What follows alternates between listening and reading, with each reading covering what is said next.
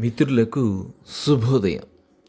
ఈరోజు ఆధ్యాత్మిక ముఖ్యాంశం మానవాళికి మార్గదర్శి. భిక్షువులారా, దయార్థ హృదయులై చరించి తరించండి. మంచిని తెలియజేసే ఈ ధర్మాన్ని ప్రజలందరి హితం కోసం, సుఖం కోసం ప్రేమతో ప్రచారం చేయండి. మీలో ఏ ఇద్దరు ఒకే దిశలో వెళ్ళరాదు. ఊరూరా ఈ పరమధర్మాన్ని తెలియజేయండి. అలా చేసేటప్పుడు గ్రామస్తులకు మీరు భారం కాకండి. పువ్వుల రంగు, వాసన చెడిపోకుండా వాటిలో మకరందాన్ని తాగి అవి ఫలించేలా చేసే తుమ్మెదల్లాగా ఉండాలి మీరు. ప్రజలకు ఎలాంటి ఇబ్బంది కలిగించకుండా భిక్ష మాత్రం స్వీకరించి వారికి మంచిని తెలియజెప్పాలి అని బోధించిన బౌద్ధ ధర్మ మూలపురుషుడు సిద్ధార్థుడు. సిద్ధార్థుడు పుట్టినప్పుడు అతడి జాతకాన్ని అశిత ఋషి పరీక్షించాడు. పిల్లాడు అయితే మహాచక్రవర్తి అవుతాడు, లేదా సకల ప్రాణులకు ఆనందాన్ని పంచిపెడుతూ అందరి సుఖాలకు కారణభూతుడయ్యే ధర్మమూర్తిగా మారతాడని చెప్పాడు. ఆయన చెప్పినట్టే సిద్ధార్థుడు ధర్మమూర్తిగా కీర్తిని అందుకున్నాడు. తనకు చిన్నతనం నుంచి జీవహింస సరిపడేది కాదు. అయినా సాంప్రదాయం ప్రకారం ధనుర్విద్య నేర్చాడు. వివాహమైంది, కొడుకు పుట్టాడు. ఒకరోజు పురవీధుల్లో సంచరిస్తున్న సిద్ధార్థుడికి ఓ వృద్ధుడు, ఒక రోగి, ఒక శవయాత్ర కంటపడగా చూసి విచలితుడయ్యాడు. ఆ వెంటనే ప్రశాంతవనంతో సంచరిస్తున్న ఓ సన్యాసి కూడా కనిపించాడు. ఈ దృశ్యాలే సిద్ధార్థుడి దిశానిర్దేశం చేశాయి.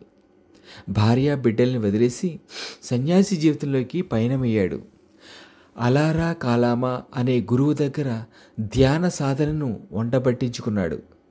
గయకు సమీపంలో ఓ బోధి వృక్షం కింద ధ్యాన నిమగ్నుడయ్యాడు. సుదీర్ఘ ధ్యానానంతరం జ్ఞానోదయం పొందాడు. సిద్ధార్థుడు బౌద్ధుడయ్యాడు.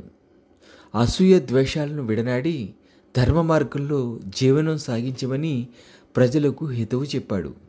కాలగమనంలో బుద్ధుడు పరమోన్నత బోధకుడై అష్టాంగ మార్గాన్ని తెలియజేశాడు. వాటిని అనుసరిస్తే నిర్వాణం సిద్ధిస్తుందని బోధించాడు.